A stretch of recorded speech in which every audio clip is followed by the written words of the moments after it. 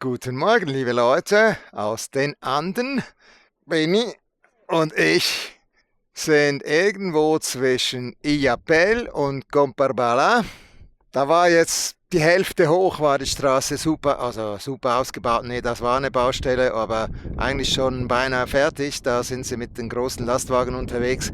Und jetzt seit 2, 3 Kilometern ist das eine hübsche kleine Straße und das geht jetzt mal noch ein paar Kilometer weiter hoch, so wie ich das auf dem Navi sehe. Ich wünsche euch viel Spaß.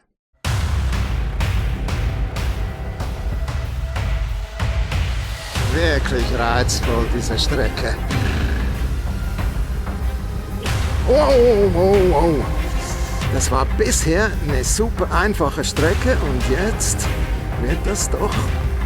I love it. Ein Landwirtschaftsgebiet, aber keine Sau unterwegs. Durch die Pampa von Chile.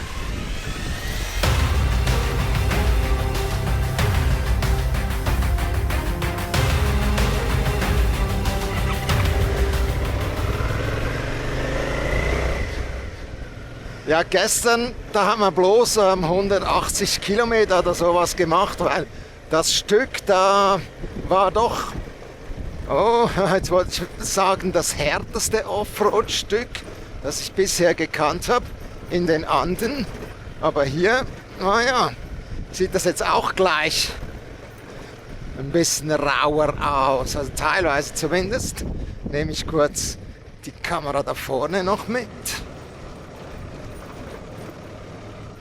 Ja, das hat richtig Kraft gekostet gestern. Das waren, schwierig, etwa 60 Kilometer Offroad, das Stück. Und ja, vor allem der letzte Abschnitt quasi, die Abfahrt, die hat es richtig in sich. Auch Benny war da am Zweifeln, ob wir das hinkriegen, dann, wenn wir notfalls wieder hochfahren hätten müssen. Ja, mit Lastwagen kommt man hier nicht mehr lang. Das war bisher eine super einfache Strecke und jetzt wird das doch ein bisschen abenteuerlicher. Da bin ich ja gespannt. Die Gegend da unten, ja, eine Minengegend, da fahren sie echt mit großen Brummis rum. Nicht so lustig. Oh, oh, oh, oh. Ich habe nicht so viel Bodenfreiheit bei der V-Strom. Ja, das waren dann gestern doch überraschend eher albanische Verhältnisse, haben wir ja gesehen. Kenne ich so bisher noch nicht aus den Anden. Hoppala. Die hat jetzt zum ersten Mal durchgeschlagen. Autsch. Ja, viele Reserven hat die V-Strom wirklich nicht. Und jetzt lassen wir Benny vorbei.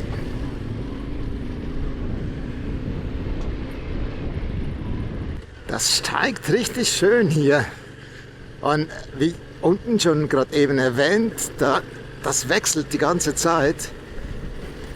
Teilweise wieder super schön und einfach und dann ein paar Meter da, die richtig ausgewaschen sind mit scharfkantigen, groben Steinen. Ja, aber soweit macht das richtig Spaß. Hier gibt es doch einige Pisten hier drüber. Wir haben jetzt quasi die direkte genommen von Illapel, also irgendwie 10, 15 Kilometer nach Illapel ist die abgebogen, erst lange gerade in ein Tal hinein und jetzt geht es hier über diese Berge.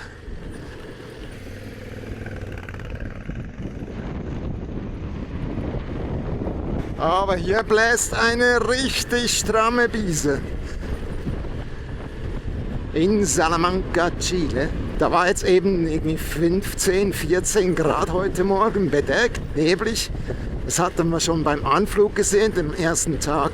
In Santiago war dann wieder schön, also das kann dann durchaus vom Pazifik her feuchte Luft an die Anden treiben, was sich dann in Nebel oder Wolken ausdrückt und dann sinken die Temperaturen massiv. Jetzt haben wir schon wieder 21 Grad, ja, perfekt. So, jetzt nehmen wir den Ausblick nochmal mit da vorne, wenn es einen gibt. Benny ist schon da unten ums Eck, aber das ist eine geile Piste, sowas gefällt mir echt. Also die sieht jetzt gerade wieder ein bisschen anders aus, ein bisschen tiefer, weniger Steine. Dafür Gräben. Ui, und auf diese Steine, da solltest du ein Auge haben. Also nachts ist das nicht zu empfehlen, generell. Südamerika würde ich nicht empfehlen, nachts zu fahren. Wow, wow, wow. Genau, auf die sollte man ein Auge haben. Da hat es mir auf dem Sand beim Bremsen vorne das Vorderrad leicht verdreht und schon bin ich da reingerutscht. Diese Dellen sind schon nicht ohne. Und da würde ich jetzt mit der Aprilia echt drüber fetzen, aber die V-Strom mit den 19 Zöller vorne, viel weniger Federweg, viel weniger Bodenfreiheit. Jetzt gehe ich mal kurz Staub fressen und den Benny aufholen, dass wir den mal ein bisschen von hinten sehen. Wenn er schon mal so wie ein Tourist fährt.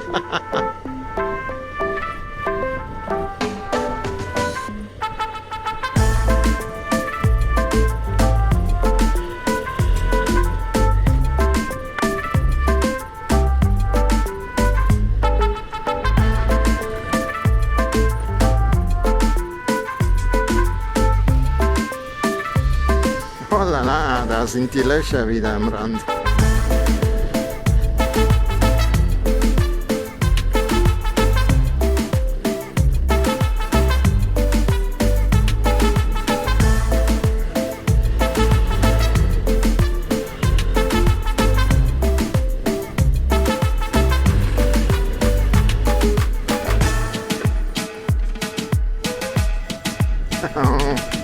Genau, auf diese sollte man aufpassen.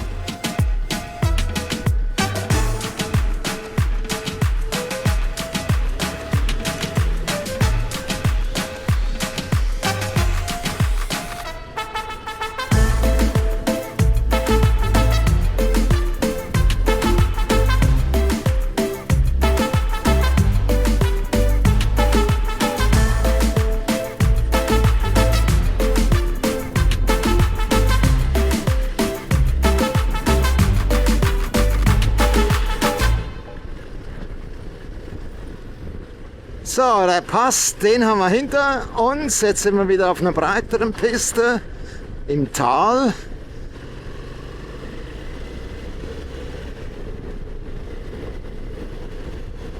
Ja, das macht jetzt nicht so Spaß. Also eigentlich schon, aber nicht der Staub von Benny.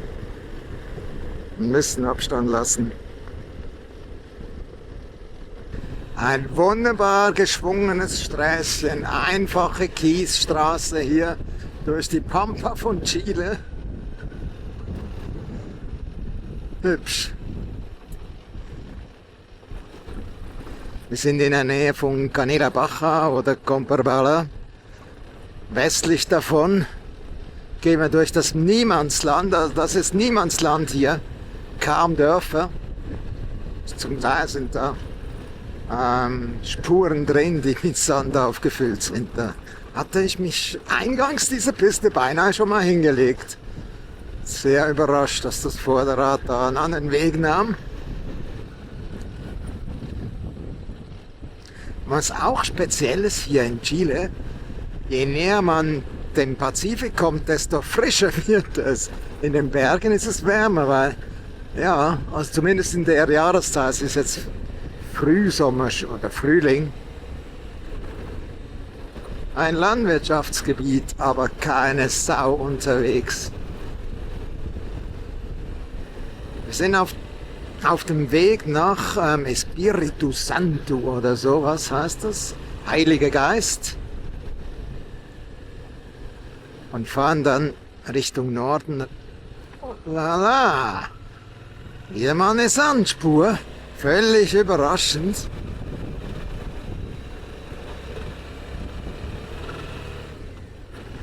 Ein paar hundert Meter weiter ändert die Umgebung komplett.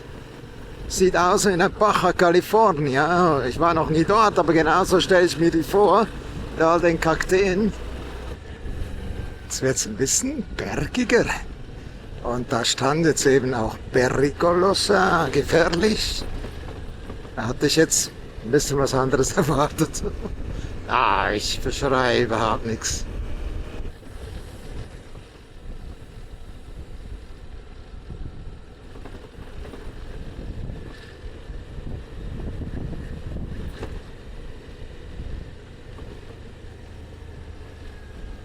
Also hier würde es nach Espiritu Santo gehen und jetzt geht es hier hoch rechts weg, steil. Schauen wir mal. Wir haben jetzt gerade eben gefragt, ob wir da nach Espiritu Santo fahren sollen.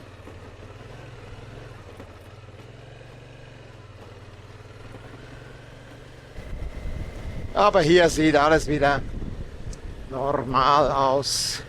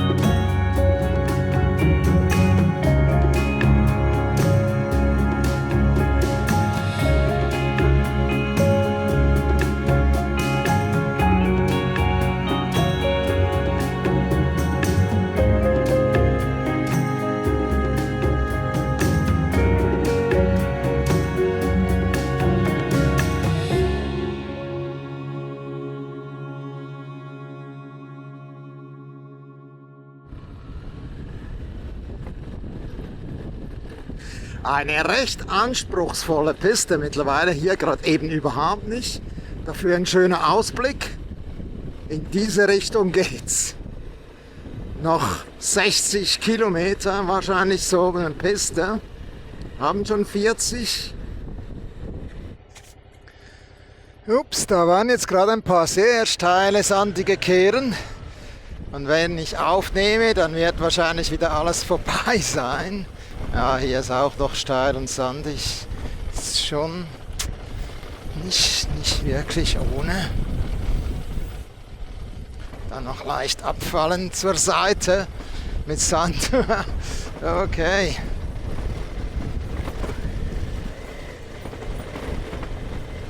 Und ihr hört das Geklappere hinten. Ich finde nicht raus, was das ist. Das war irgendwie gestern nicht. Also von oben sieht das so easy aus, eine wunderschöne Kiesstraße. Aber da sind echt ein paar ganz steile, sandige Rampen drin. Aber insgesamt ist es einfach super geil, diese Piste.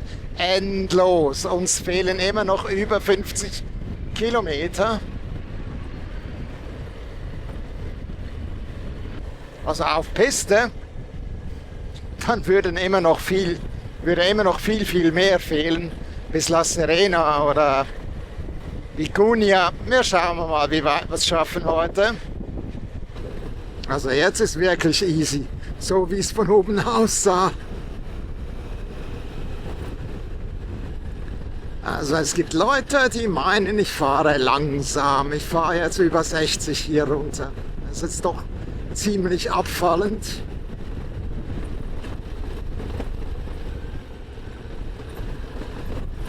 I love it.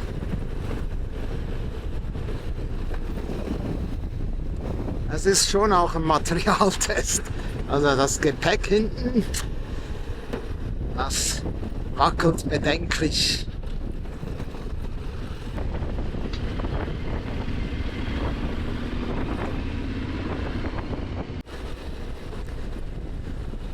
Ich bin mal wieder an der Feier. Geil, so eine Passstraße, Kies. So richtig am Sliden.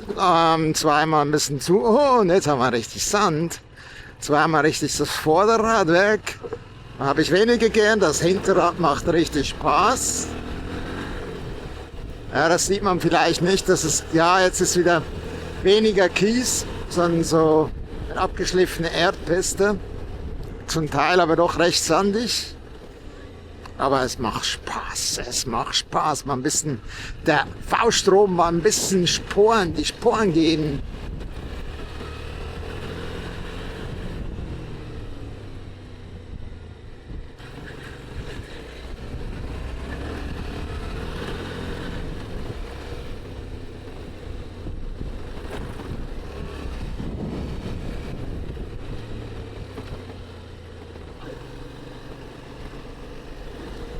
Gönnen wir uns noch einmal einen Blick da um die nächste Ecke.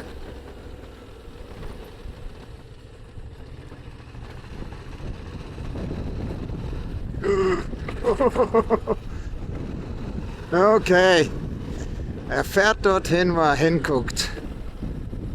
Der Parkplatz unseres Hotels in Ovalle war von einem Weihnachtsmarkt besetzt und so wollten wir wenigstens unser Gepäck vor dem Hotel abladen. Allerdings wurden wir total überrascht von einer Durchsage der Polizei über Lautsprecher, wir sollten doch bitte die Fußgängerzone schnellstens verlassen. Wir hatten in Ovalle übernachtet, eine größere Stadt mit über 100.000 Einwohnern, aber irgendwie nicht super sympathisch rübergekommen. Ich weiß nicht. 4-Sterne-Hotel, das in Europa gerade mal wohl 2 bekommen hätte. Jetzt sind wir auf dem Weg, eine kurze Etappe heute nach La Serena. Aber nicht direkt, das wären direkt wahrscheinlich 80 Kilometer oder so. Wir fahren eine Schlaufe über Andacollo, aber nicht mal direkt Andacollo, sondern da nochmal über die Berge. Aber jetzt sind wir quasi auf der Ruta de las Estrellas, der Route der Sterne. Eine reizvolle Piste, das heißt, statt die 80 Kilometer direkt von Ovalle nach La Serena fahren wir jetzt 150 Kilometer und überlegen uns dann, wie wir in den nächsten Tagen die Atacama durchqueren. Und einfach mal ein bisschen ausspannen auch. Wir hoffen, dass wir da ein bisschen früher im Hotel sind. Ja, etwa so sieht das aus hier.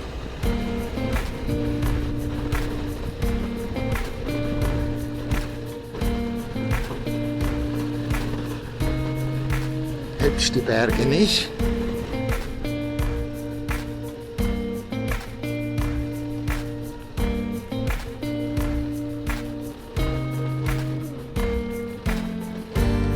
Immer wieder reizvoll durch die Kakteenwälder. Naja, ein bisschen übertrieben, aber sehr schön. Wirklich reizvoll, diese Strecke.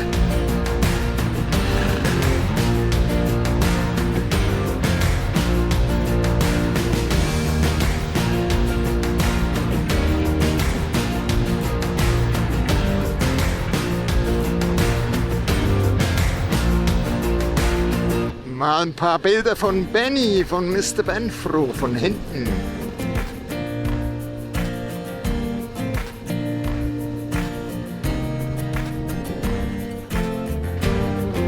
Bisschen Staub fressen. Ja, das ist jetzt nicht so geil.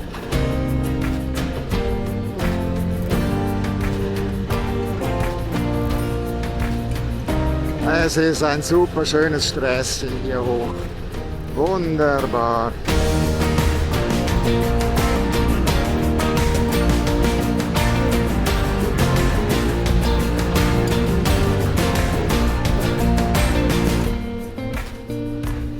Ein paar ganz wenige Abschnitte mit ein bisschen groben Schotter.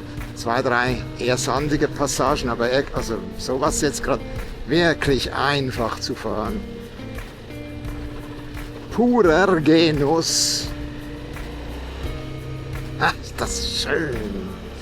Ist das schön. Ach, Leute. Ah. Jetzt schlängelt sich diese Straße hier bis in den Berg hoch. 2, 3 Serpentinen, ein schmaler, aber immer noch so relaxtes Fahren.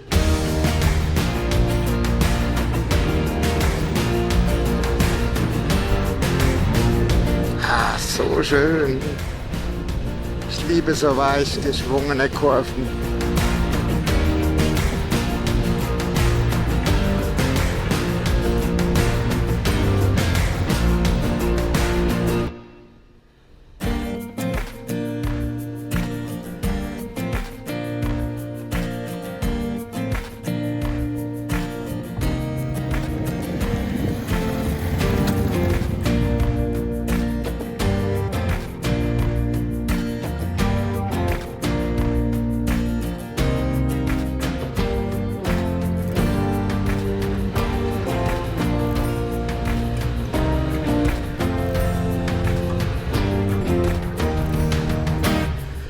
So, wir sind an Andacollo vorbei. Der Ort, ich weiß nicht, da gibt's viel Steinabbau, das sieht man da drüben. Ich weiß nicht, was das ist. Eine also kilometerweise wird da der Berg abgetragen.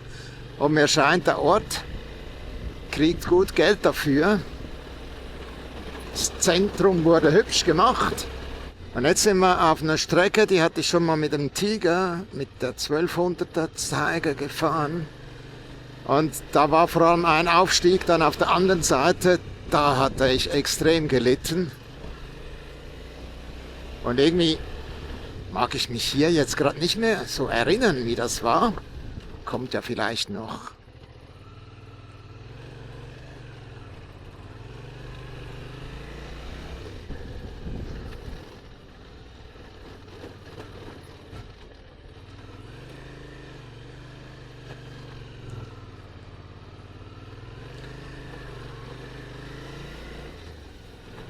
Die größte Herausforderung des Tages bisher. Diese enge, sandige Serpentine.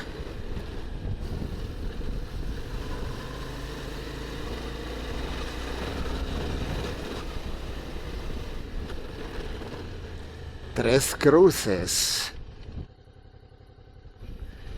Ah, die Route gefällt mir immer noch. Und ist in viel besserem Zustand, als ich die damals gefahren bin mit der Triumph. Also das sieht aus, als wäre die, ja, das ist einfach eine feine Sand-Kiespiste jetzt. Bisschen hart, also hat da Schläge drin, aber sonst wunderbar zu fahren. Es war auch damals mit der Triumph nicht so hart, aber der Aufstieg, ich warte den mal ab.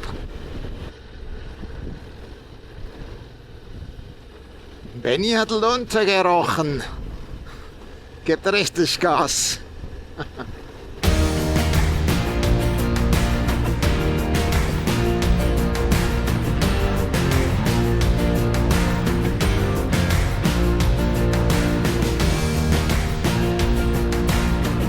Wunderbar, wunderbar. I love it.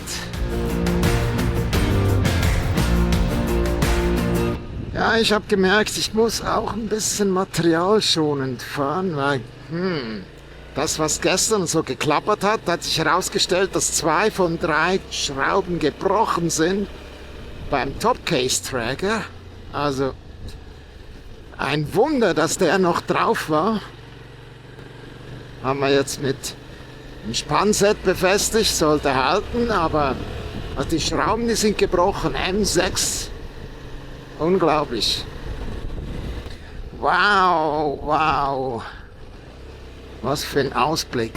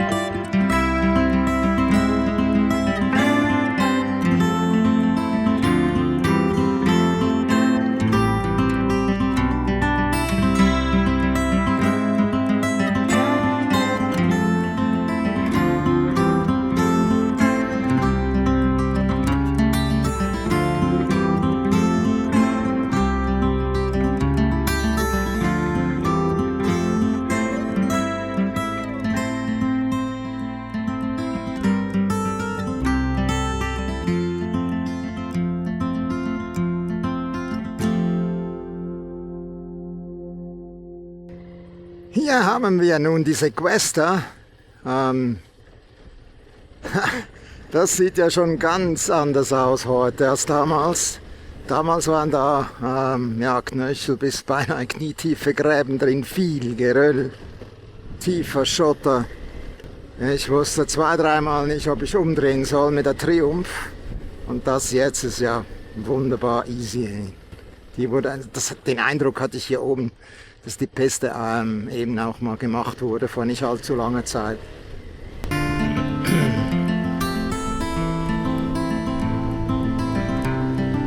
Also wenn man die anschaut auf Google Street View, sieht die auch noch anders aus, meinte ich.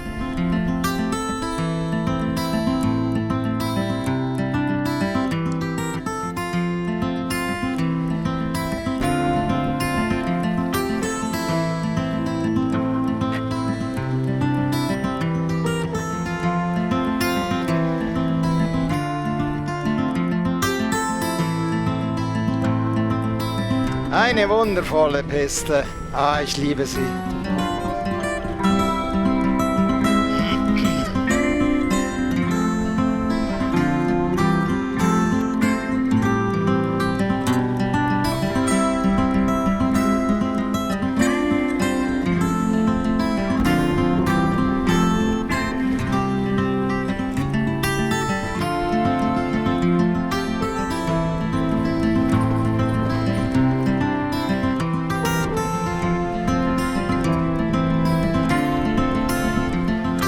Plötzlich grün hier.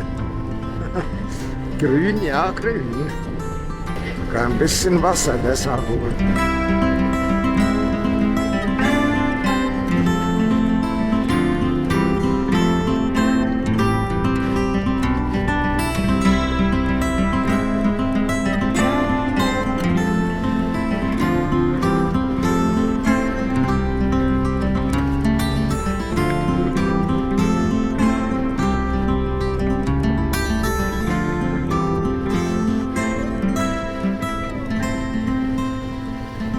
Ich hoffe, ihr seid auch beim nächsten Mal wieder mit dabei und freue mich über jedes Like und jedes Abo.